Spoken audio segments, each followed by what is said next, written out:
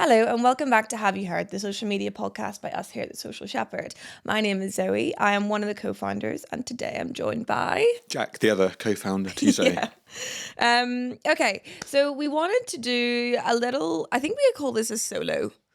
It's not Duo. well, it's not solo, but like, because we're both the co-founders, I think technically it could be like a solo, but it's a duo. Yeah. Okay, so it's a solo duo episode. Because we recently had our UK Strat Day. I'm going over to the US to do our US Strat Day the end of this week. And one of the really big topics for us was about AI. And I know people listening to this are probably going to roll their eyes and be like, another podcast talking about AI and marketing. But it is really important. And what we really wanted to do with Strat Day was be really honest with our team about what the future looks like, but also equally acknowledge that there's some areas that we have blind spots and we can't really forecast that. I think everyone's got blind spots, I guess. Yeah. Yeah. But I do feel like all agencies are in a little bit of a race to the finish line. The finish line's never going to be a finish line, but a race to see who can adopt it the best. Mm-hmm. And I think we're really looking into tools, and we've already started using AI in a lot of our day-to-day practices. But there are still some agencies that are reluctant to it, and equally our clients haven't caught quite the same appetite as we have for it. And that's normal. Like, I was speaking to a client the other day and they were like, our business is going to take so much longer to get caught up with this than you guys are, but you guys have to go first because then we will follow. So yeah, it's just an interesting one. And I guess what Maria has asked us to talk about today is, how do we think AI is going to impact the jobs that we have in this business and beyond? Yeah. I mean, firstly, I saw something great the other day about there was a study done on looking at jobs on LinkedIn broadly in sort of tech digital space. And over the last 2 years, the use of the word AI in job descriptions has more than doubled in the last 2 years, and it's on a straight curve up.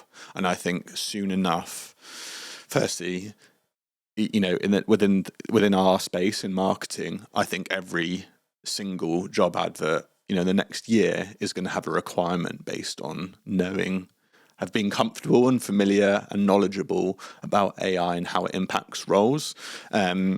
And I don't think that's just marketing as well. I think that does go much broader than that. It's going to be very much integrated into the entire world's sort of ecosystems, workflows and processes. So yeah, it's going to be a fascinating one. And I think, like you said, our Strat Day was an important moment for us, I guess, in sharing some of our thoughts of how things were going. And really it is all about adapting to change, being open to change, and that's our sort of biggest message, is the sort of adaptation, be ready and hungry to get into it. And I think that's been the most important thing, because I think naturally whenever you work in an agency, you have quite a young team anyway, compared to brand side sometimes. But in social in particular, you have a very young team, and change can be daunting for people, and you have to build up a level of resilience to that. And so we had to kind of sit down with the team and be like, it's not an option. Like, we can't sit there and be like, oh, we don't like change and blah, blah, blah. Like, it has to happen.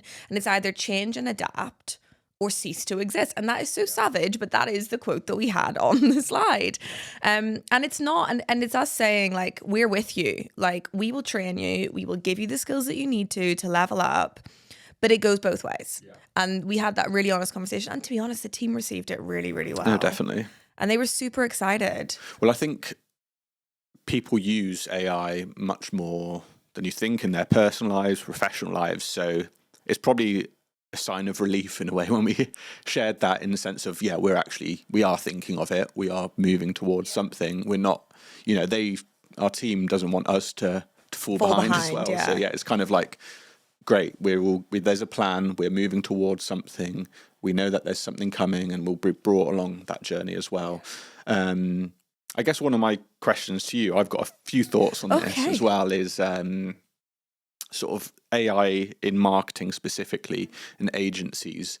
Do you see agencies, as they adopt this, and marketing roles in general, do you think there'll be less marketing roles overall in in the sort of world, the UK, like as time goes by? Do you think it will stay remain flat? Obviously, the marketing function is still going to remain very important. I don't think the marketing function will remain flat. I think there will be less roles available. I think there will be obviously new roles that we can't even comprehend at this point in time. You know, like people actually creating agents and managing it. Like there will be a whole new type of agency born out of this that people might move to. That's where you might find people that are a bit more technical in the way that they work. They might actually move into those types of roles because a lot of the technical work and the doing work will be done by agents and will be done by AI. We've had to have a very honest conversation with our paid media team, for example, because, you know, we're already looking into some of it's tech, some of it's AI driven stuff as to how we can be more efficient with things like campaign builds and how we can use it to help generate a higher amount of creative variations, because we know that with all the changes going through, that's what's happening.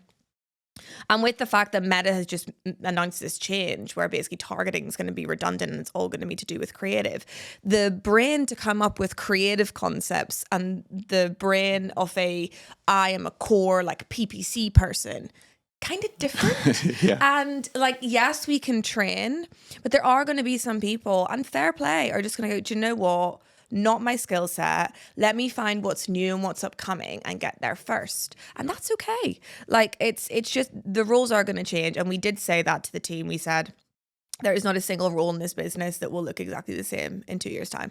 And there will be some roles that might not exist. Yeah. And, you know, we'll find places for people and we'll train people in the roles that are the future ones for them. But, you know, our business is going to look completely different. Very different, yeah.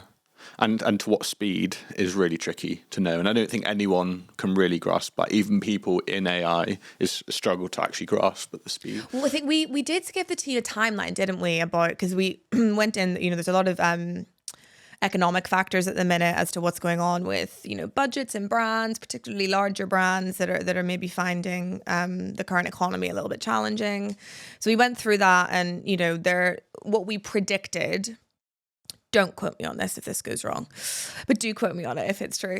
By mid-2025, we'll start to see a little bit of leveling out in terms of, you know, brands will be able to sign off their budgets a bit quicker. We've been waiting quite a long time from winning a pitch to actually being able to get the contract signed, just because it's opened up a can of worms internally for clients. And then from 2025 onwards, brands will start to become much more curious about AI, and they'll start to, you know, they'll want their agencies to be doing something about it. Then when we get into 2026 and beyond, that's where you'll really start to see the gap between agencies that have accepted AI and are working on it and the ones that are just like, I'm not doing it, or they're really stuck in their ways. And we've kind of seen that with PPC agencies where they haven't adopted things like PMax as quickly as they should have done, and they've gotten left behind. And then by 2027, I think, is when it will be like fully fledged and integrated into it. That's my prediction. Yeah. No, I can absolutely picture that for sure. Naturally, these things do take time.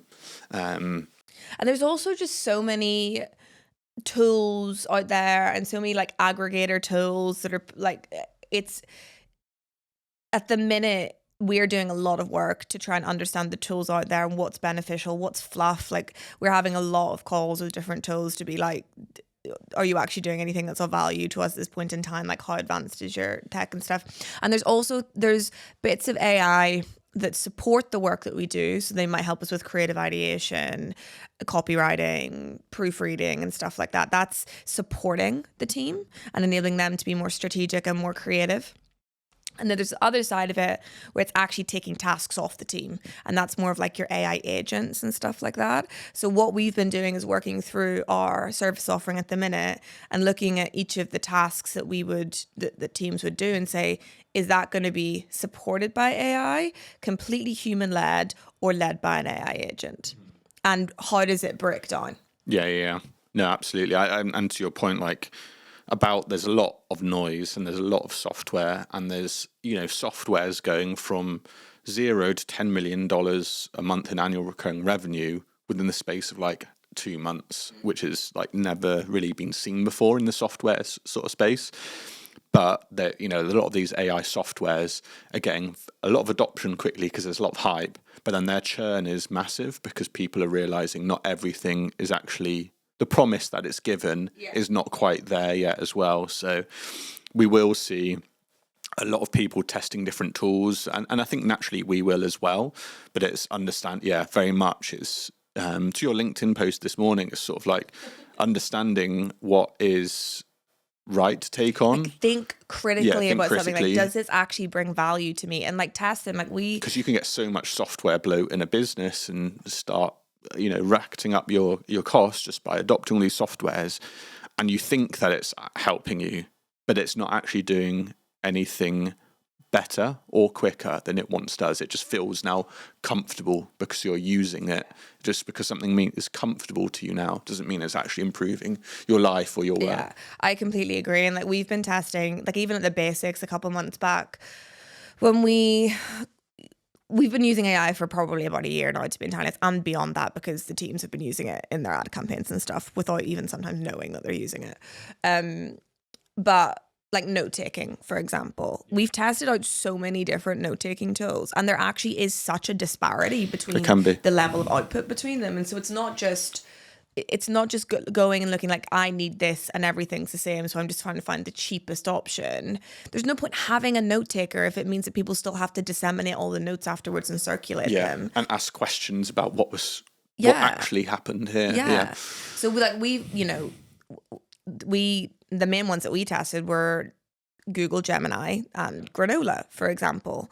And there's other tools out there that are kind of happening, but Gemini is much newer than Granola is, and it just doesn't do it to the same standard, whereas Granola knows exactly what to do. And I think Google's AI functionality and tools are a little bit behind some of the other platforms at this point in time.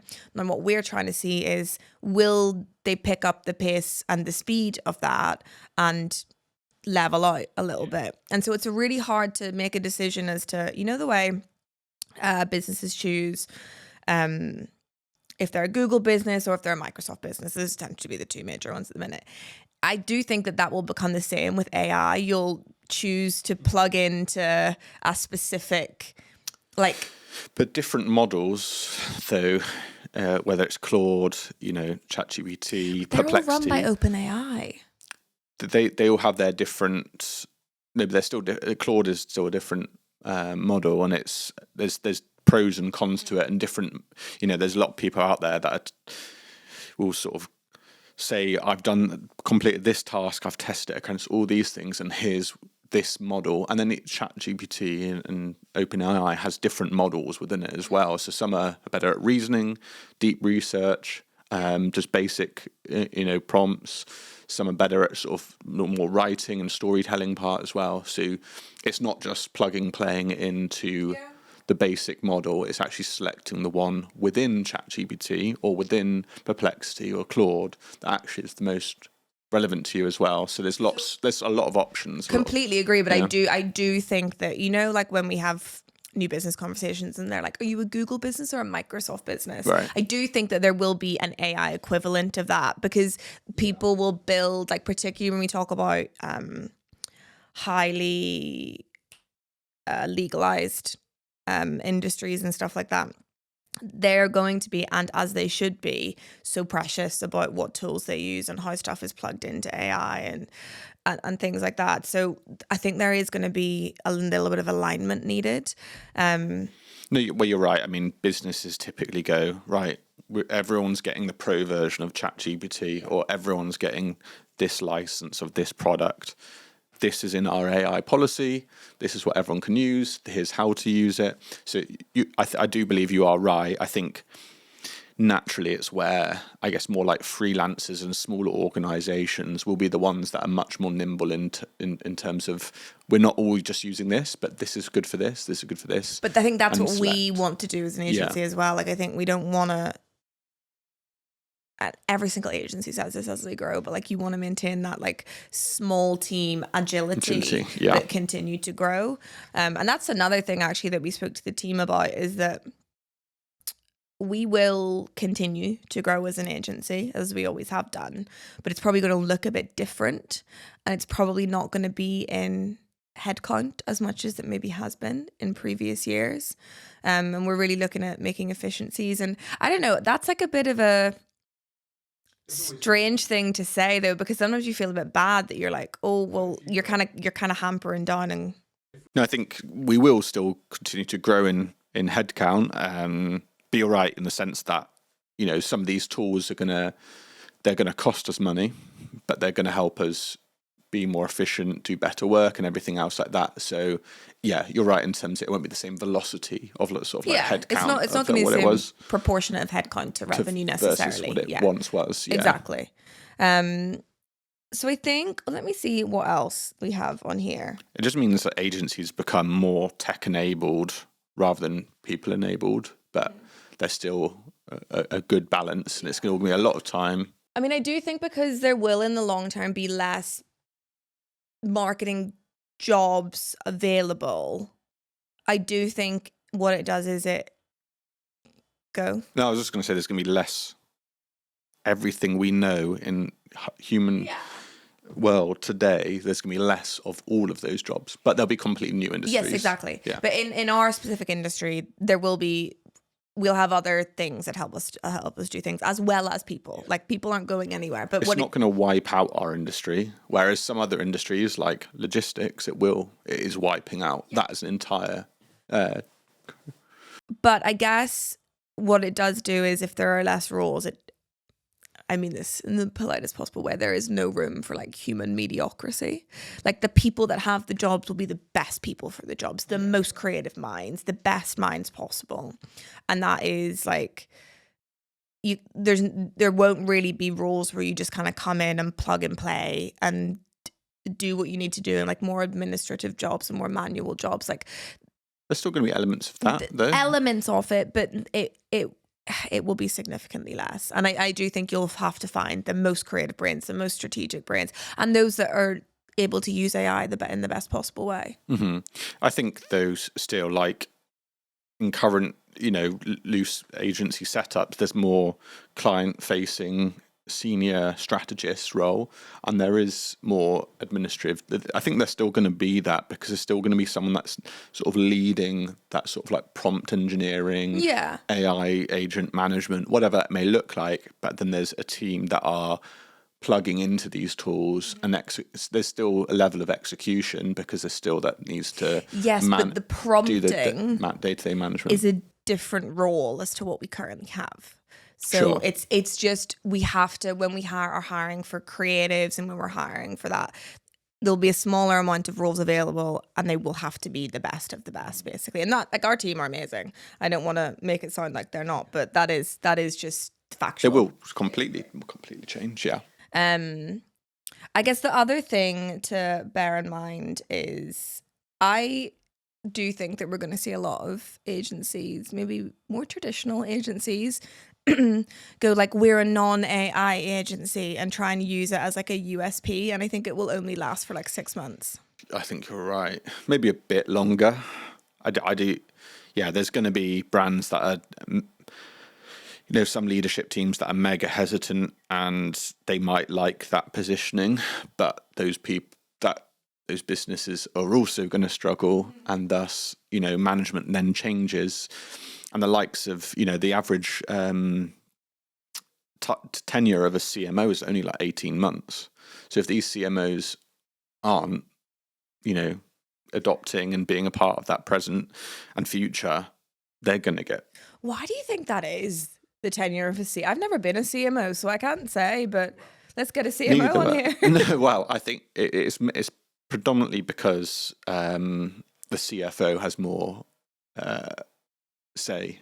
The CFO is the one providing the budget, looking at needing a certain set of results, and sometimes incentives aren't always aligned. So, the CMO might be like, spend more on conversion activity, ROAS driven, and the CFO says that, and then the CMO is saying, no, we need to do more upper funnel and bits like that. We need time to do this. And marketing is often the first to be blamed in any business problem. They're like, our sales aren't good enough, that must be the marketing problem. It's often not, but it can be. But that's, as we know generally in marketing, the finger gets pointed first at marketing is quite common, and that's where budgets can often get cut first in times of like economic challenging moments as well. So that's typically why. So there's a huge amount of pressure for CMOs to come in and perform like instantly, and that's not always possible because there's a part of like obviously a sort of a transformation over a period of time. Well, yeah, and like or like I think shifting of mindset. People hugely underestimate like how much like the culture and operations of a business have to play in a marketing team doing good work, particularly in today's day and age. Like if you look at Duolingo, the reason that they do so well is because they literally don't have an approval process. And getting a business to agree to that is so hard. And like even with clients, you know, like we will say to them, we know you need an approval process.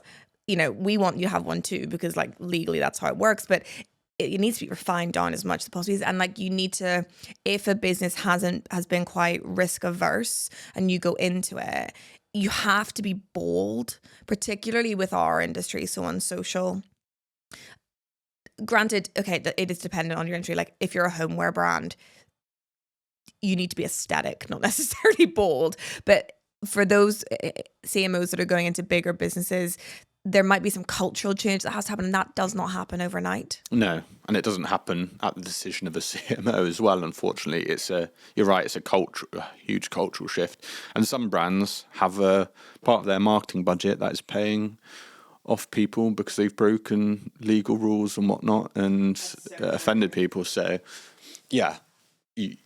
It's an interesting way to look at it, and there's pros and cons to all. This is a really side note comment. I think I know the answer to this, but it's just a good topic. So say, you know, brand gets sued, they've broken ASA guidelines or something of that nature.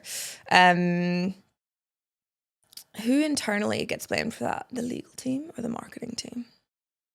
It depends how they're set up culturally. Some people, if they have a budget to that, who cares?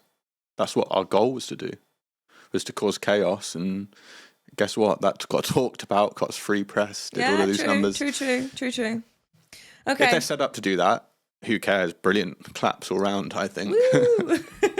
Okay, I've sidetracked us. Out of what we do, so let's like take it, you know, with our business, the way that we look at it is we've got insights and data that feeds creativity. And then our marketing distribution channels are organic, influencer paid, you're reporting, and then it loops back around again. Out of the roles that we have, what do we think? Let's start from the bottom. What do we think is going to be a role that is no longer done by a human and is done by an AI agent? Currently? Yes. Data analysis.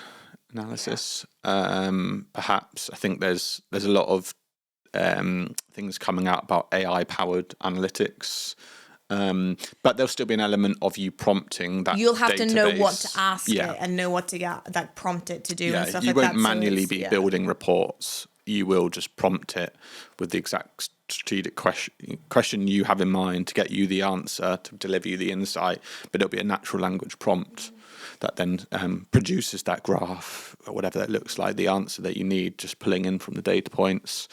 I think data fetching is going to be a huge one, because I can see there being a change in like community management, for example, but I don't think it's going to be a full takeover by AI, but I think it would definitely make, and sorry, I'm going back on my question, that's going to be an AI efficiency piece, not an agent piece necessarily fully. I would say it depends on the size of your brand. The larger you are as a brand, the more human touch you can afford. The small business, it would absolutely make sense to have an AI agent doing community management for you at 24 hours a day, instant responses, customer service. Obviously, it's not something that we do, but a lot of that is, you know, chatbots have been a thing for a while, but AI customer service agents are gonna, you know, there's gonna be no need for customer service people. Yes, but I do think that there will be. I think the agent will be able to do like 80% of it, and there will be 20% of questions that are complex that will need human intervention. Now, as AI gets smarter and smarter and learns more, that will creep. But I do think that there will be still a need for a human. Yeah, because AI is a learning model. It learns upon it's past history and stuff like that. We know that, and you could obviously upload. You could easily download all your responses that you've ever given to every question that's ever been asked, and it understands your tonality of response and everything like that. So I imagine day one it's pretty good. I've never tested a customer service agent because I've never needed to, but I imagine it's very, very good. And then I guess the other side of CM is more outbound stuff. So where you're like doing more cultural hijacking and conversation seeding. I think it will make us more efficient in terms of like that listening piece and identifying opportunities. That's kind of how you use AI in your like dashboard building and your trend monitoring and stuff. But I think it will make us significantly more efficient there. And then it might also help people be able to generate responses a little bit quicker. I think in that type of thing though, like you've got to be on the ball and smart. So I don't know. I don't think AI is going to be able to 100% come up with it. But I can see some like funny campaigns, and it won't last forever, of people kind of being like AI writing some kind of like quippy response and kind of getting like a word wrong or something. And people being like, well done, chatbot, you did well today. My response to some of what you're saying is, you say it won't, it will. Did you ever imagine as a child a robot could serve you dinner and clean your house and do all of this? And that's already happening. So like, wait, it's hard as a human brain to extrapolate into the future of what's not happened yet. I disagree in the sense that when I think about like creativity and like copywriting and coming up with visual concepts and stuff, you're only as good as the best AI that you have access to, and a whole lot of other people have access to the best AI. So it's still going to require human thinking to plug into that to get the best out of it. It's like if everyone did best practice, everyone would be doing the same thing and no one would be winning. So that's how I view it, is that you'll need humans significantly less, but the humans that you do need will have to be the brightest of the brightest humans and the most creative ones at that. Influencer? I guess there's already obviously lots of tools out there that help from like that are integrating AI in terms of the sourcing piece, the analyzing past performance of content, analyzing the sentiment of content, any red flags about stuff that you should be worried about that's happened with that influence in the past. Obviously, there's a lot of noise at the moment. I've seen a tool, icon.me, that's doing AI UGC. I see a lot of back about that, because isn't the whole point of UGC meant to be authentic? But now we're creating AI avatars to produce UGC videos. So there's... I think there's a lot to be said for like how comfortable... Because you've got your labels at the minute on most of your major platforms where it tells you if something's been generated by AI. Now, whether everyone is truthful about that, that's a different conversation. But how comfortable, like, are people? If you could watch a piece of UGC from a genuine creator, it's a person, but I could create the exact same piece of UGC that maybe looks 1% less realistic. Are humans going to care about the 1% less realistic? Today, yes. In 2 years, no. I don't know if it's 2 years. Yeah. I mean, I think people care mostly when being sold like a product. Is this product going to genuinely solve a challenge, and is it going to be a solution to my problem, or is it going to help me achieve my desires? And with that, that you're saying the same message, if it's still speaking, the same script, same like hard hitting message, and does it matter when you actually go to buy that? I don't know. It's an interesting one, because I like keep getting on my FYP these like AI cat stories. That's weird. Where it's like a cat.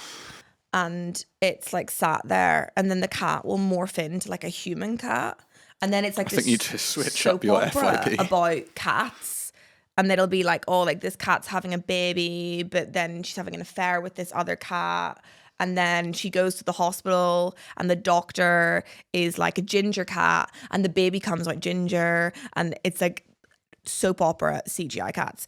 But like I can get behind watching a story that's been AI driven, but selling, like it would be hard to sell, I don't know, like an acne cream through AI because the results aren't necessarily going to be an actual person there. So I think it will depend on like, is the product a want or a need? Like what's the motivation for buying it? No, I get what you're saying there. I think that's understandable from that perspective. So I think it's just going to be interesting to see how it evolves. The middle ground is going to be quite complex between full adoption and we've got some industries where like, okay, yeah, you can delve into this a little bit more.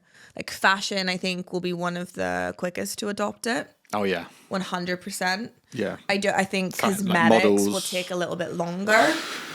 Fashion, you can obviously do some of the stuff I've seen with like models. Like, and I've seen one like on the Alps, you know, an AI model on the Alps, and it's like, if I was going to shoot this would have cost me 20 grand. I've just done it in 10 minutes for basically nothing, and it looks hyper realistic.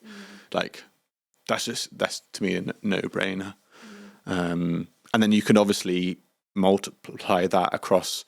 You could have models for every different size, fit of stuff, and you know, so it actually relates to someone's own. It can be a lot more personalized. Yeah, there was that thing that you were looking at that you showed me the other week, and it was I think some brands are doing it where you will be able to upload our specific body and be able to like try clothes on and see how they fit on us, which I think is quite cool actually. And I think that tricky for in-store retail but good for e-com. Potentially, I think you could stand in front of some sort of mirror that does it for you, probably. There will be a discrepancy though. And in-store retail, you just go try on anyway. Yeah, I know, but there will be a discrepancy between your avatar and how something looks on you in a mirror. That's not like, there will be a difference between them. But if it does do a good job, the great thing for business is it will drastically reduce your return rate for something like fashion, because obviously one of the main reasons people send stuff back is, it didn't fit me how I wanted it to sit on my body. So it could be a massive benefit for businesses and reducing return rate, which is great from a sustainability perspective too. If you could summarize how you feel about the future of AI in 3 words, in our business specifically, what are those words? All the emotions. Scary, excited. I thought all the emotions were your 3 words. No, and I was no. Oh no. Well, it could be. Encapsulates it. So yeah, super excited. I'm just using it every day. I'm trying to find ways that it can be of help. Obviously, some things better than I don't know how I did my job before it. I'm not gonna lie. Yeah, I think it's going to transform our entire lives in everything we do and our future, our family's future and everything else like that. So I think it's going to accelerate. The main point is the adapting to it and using it to accelerate everything that we do, basically. That was so many more words than Sorry. 3. Okay, I'll do 3. Yeah, you do the real thing. Okay. Excited, trepidatious, Goodness. and motivated. Okay. Why motivated? Because I think it's exciting. And I think that was one of your other words. Well, yeah, because I think I'm motivated to embed it into our business and be the best that we can be. And I think it actually, like in Strat Day, we used the Chinese symbol for crisis. No, sorry, for what was it? I can't remember. There's a Chinese word and it's 2 symbols next to one another. So the Chinese word for crisis is 2 symbols. One of them is danger and one of them is opportunity. And I just think that, okay, yes, it is a danger in the essence that we will need less people to do the work that we currently do today. But we're a growing agency anyway, so it's not really an issue for us. And then it also just forces us all as marketers to become the best that we possibly can be. And it's super exciting. Yeah. So that's what I'm motivated for. Good stuff. Good way to end it off. Yeah, stunning. All right. Thank you so much for joining for our solo duo episode. And thank you so much for listening. Please make sure to like, subscribe. We put these podcasts out every single week. So if there is a topic you'd like us to cover, please feel free to drop us a message or a comment and we'll make sure to cover it. Thank you.